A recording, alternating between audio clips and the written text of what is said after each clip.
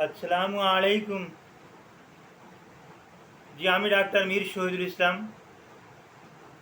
একটা গুরুত্বপূর্ণ skin disorder নিয়ে আলোচনা করে আপনাদেরকে শোনাবো। স্কিন ডিজিজটা হলো সোরিয়াসিস। এই সোরিয়াসিসটা কজে আছে আননোন। এখন পর্যন্ত চিকিৎসা বিজ্ঞানীরা এর কারণ, সঠিক কারণ খুঁজে পাননি।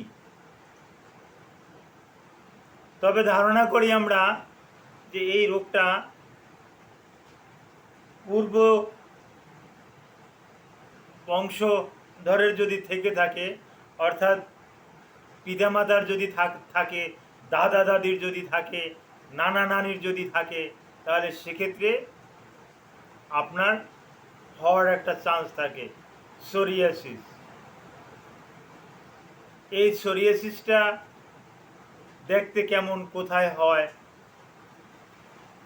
সোরিয়াসিসটা on kinds of skin disorder.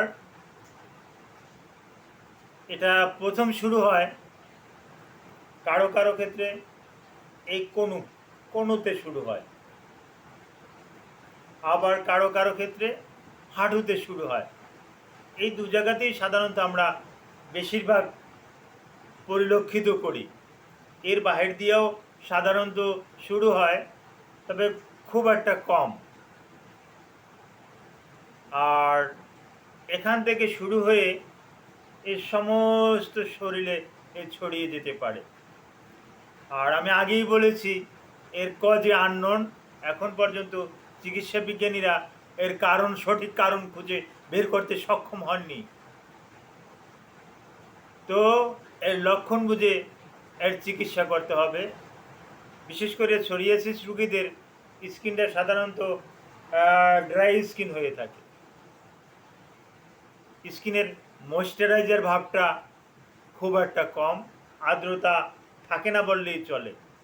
যার পরিপ্রেক্ষিতে আমরা চিকিৎসকরা যখন এটা শনাক্ত করি, তখন কিন্তু ময়েশ্চারাইজার কিন্তু অয়েনমেন্ট, ক্রিম এগুলো এগুলো দিয়ে থাকি।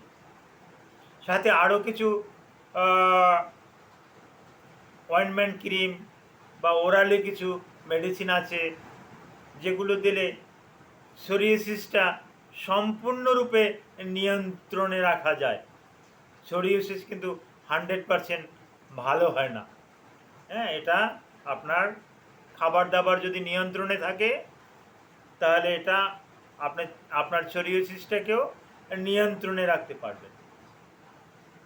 আর খাবার দাবার যদি টেলোমেলো হয়ে যায়, আপনি বেশি বেশি যদি অ্যালার্জি জাতীয় খাবার খান, হ্যাঁ, যে সমস্ত খাবারে অ্যালার্জির পরিমাণ বেশি, এগুলো যদি প্রতিদিন যদি আপনি গ্রহণ করেন, তাহলে কিন্তু আপনার সোরিয়াসিসটা বেড়ে যাবে। আর সোরিয়াসিস অন্যান্য রোগ থেকে চেনার একটা উপায়, যেমন এই হাতের এই যে স্কিনটা আছে না, স্কিনটা খসখসে হয়ে যাবে, সাদা সাদা একটা ভাব দেখাবে। হ্যাঁ, একটা খসখসে ভাব থাকবে, যেটা অন্য কোনো স্কিন ডিজিজে কিন্তু এই খসখসে ভাবটা থাকে না। আর এই সোরিয়াসিস থেকে পরবর্তীতে একটা কমপ্লেন্টস আসতে পারে, যে কমপ্লেন্টটা হলো যে সোরিয়াটিক আর্থরাইটিস। এই কমপ্লিমেন্টসটা আসার আগেই আপনাকে সোরিয়াসিসটাকে নিয়ন্ত্রণে রাখা আপনার উচিত। কারণ আপনার সোরিয়াসিসটা যদি দীর্ঘদিন হয়ে যায়, তাহলে সোরিয়াটিক আর্থরাইটিস ফর্ম করে। আর সোরিয়াটিক আর্থরাইটিস ফর্ম করলে তখন আপনাকে রিউমাটোলজির সাহায্য নিয়ে আপনার রিউমাটোলজিরও কিন্তু চিকিৎসা করতে হয়। আপনার বিশেষ করে বিভিন্ন এই কোনুর জয়েন্ট, বড় বড় যে জয়েন্টগুলো আছে, এই এলবো জয়েন্ট, হ্যাঁ, তারপর আসে knee joint, hip joint, ankle joint, এই জয়েন্টগুলোতে কিন্তু বেশি বেশি করে ব্যথা করে। হ্যাঁ, এই ব্যথার জন্য কিন্তু ব্যথার ওষুধ খেলেও কিন্তু ব্যথা কিন্তু কমবে না, যেহেতু এটা সোরিয়াসিক আর্থরাইটিস। তো এটা রিউমাটোলজিস্টদের সাথে আলাপ আলোচনার সাপেক্ষে এই সোরিয়াটিক আর্থরাইটিসের চিকিৎসা করা যেতে পারে। এর আগে আপনি স্কিন অ্যান্ড ভেনেরোলজিস্ট একজন ডক্টরকে দেখিয়ে আপনি সোরিয়াসিসের চিকিৎসাটা করিয়ে নেবেন। সোরিয়াসিসটা কিন্তু দেখতে কিন্তু খুব একটা বিশ্রী দেখায়।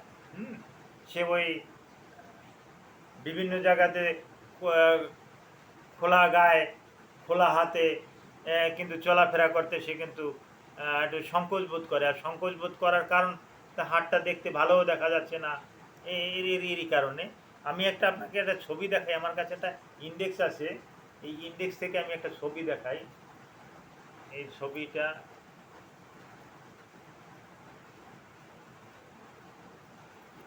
এটাই ছড়িয়েছিস। এই লেখাটা তো উল্টো হয়ে যায়। এটাই ছড়িয়েছিস, এটাই ছড়িয়েছিস, দেখে রাখুন।